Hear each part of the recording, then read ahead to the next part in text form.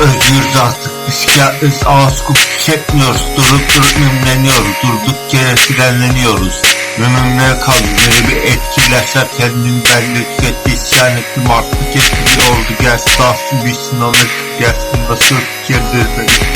Erenköy gibi spor halinleri, sahte rapor evren kenaneleri, sarımsal uyumak bedenleri, bakımda beni kahredenleri yapardı, AK Parti yapar dedik, psikiyatrik beklettik.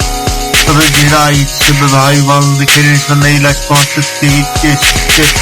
Kendini ıslah önce, duygunu ıslah et. Erkekler insandır önce, hissiz net parçası değil. Psikiyatrist siktirip git, kendini ıslah et. Duygunu ıslah et. Erkekler insandır önce, erkekler sünnet parçası değil. Psikiyatrist siktirip git. Tüm güçlü adamlar ilaçlananlara akıl vermekten uzaklar. Bu senin askerin. Uzatma, biyoloji saldırı bu. Kalıtsal obezitesiler yetişecek, yoktan sen de teşrif uğraşsın. Kaç 35 şeklin arkamdan sus döndüm ve kutsalların hepsine. Biz kuz köpek değiliz, belki şeytan sizi hala kavramı yok eder şiddeti. Tamam, öldürmeyin, psikolojik yapayım, kötülük oldu mu şiddet bitmez, kötülük bitmez. Sen tersem aynı ilacı ya da kereste verilecek res kalmadı hevesle.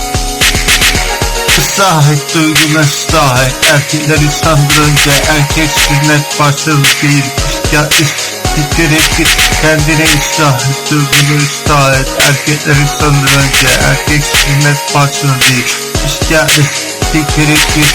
Ya ya ya ya ya